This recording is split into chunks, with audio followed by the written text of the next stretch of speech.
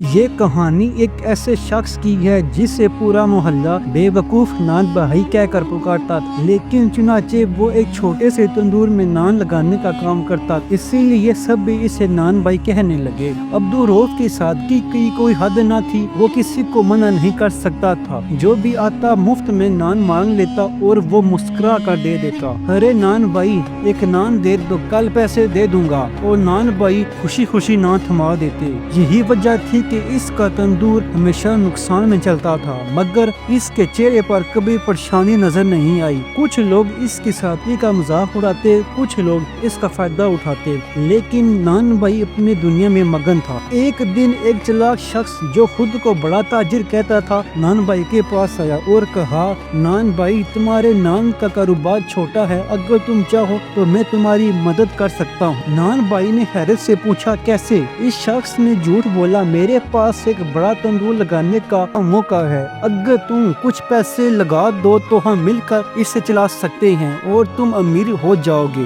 نان بھائی سیدھا سادہ آدمی تھا، اس نے فوراً اپنی زندگی بھر کی جمع پونجی نکال کر اس شخص کے ہاتھوں میں دے دی، لیکن جیسے ہی وہ شخص پیسے لے کر گیا وہ واپس کبھی نہیں آیا۔ نان بھائی دھوکہ کھا چکا تھا۔ پیسے لوٹانے کے بعد نان بھائی کے پاس کچھ نہیں بچا، تندور بھی بند ہونے کے قریب تھا۔ ایک وقت ایسا آیا کہ وہ خود بھوکا رہنے لگا۔ لوگ جو کبھی اس سے مفت نان لیتے تھے آج اس کا خاک تک پوچھنے نہیں آ رہے تھے۔ یہی دنیا کا دستور تھا، جب تک دینے والا دیتا ہے سب اس کے ارد گرد ہوتے ہیں، لیکن جب وہ خود مانگنے پر آ جائے تو کوئی بھی اس کی مدد کو نہیں آتا۔ کچھ مہینے اسی طرح گزر گئے۔ ایک دن ایک بوڑھا فقیر نان بھائی کے پاس آیا اور کہا، بیٹا مجھے ایک نان دے دو، بھوکا ہوں۔ نان بھائی کے پاس نان تو نہیں تھا، لیکن اس نے گھر سے 2 سوکھی روٹیاں نکال کر فقیر کو دے دی۔ فقیر مسکرا کر دعا دینے لگا، بیٹا اللہ تمہیں عزت دے گا، صبر کرو تمہاری آزمائش ختم ہونے والی ہے۔ یہ کہہ کر فقیر وہاں سے چلا گیا۔ نان بھائی نے اس پر زیادہ دھیان نہ دیا، مگر اگلے ہی دن کچھ عجیب ہوا۔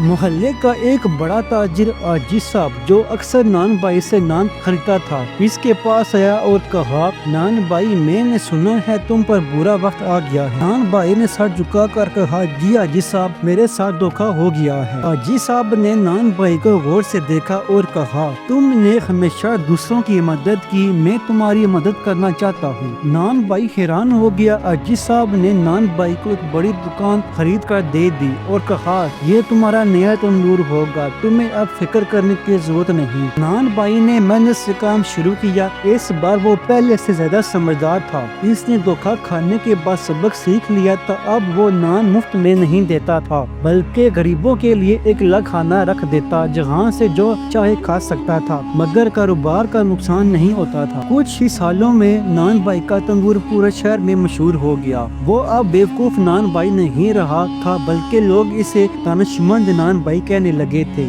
دوستو، نان بھائی کی یہ کہانی ہمیں سکھاتی ہے کہ نیکی ضرور کرنی چاہیے، لیکن ہوشیاری کے ساتھ۔ سادگی اچھی چیز ہے، لیکن اگر حد سے زیادہ ہو جائے تو دنیا اس کا فائدہ اٹھاتی ہے۔ نان بھائی نے اپنے تجربے سے سیکھا اور اپنی غلطیوں کو سدھار کر ایک کامیاب زندگی گزارنے لگا۔ یہ کہانی ہمیں بتاتی ہے کہ دنیا میں بھلائی ضرور کرو، مگر عقل کے ساتھ۔ امید کرتا ہوں کہ یہ کہانی آپ کو اچھی لگی ہوگی۔ اپنی قیمتی رائے کامنٹس میں بتائیں اور مزید ایسی ویڈیو دیکھنے کے لیے میرے چینل کو سبسکرائب کریں۔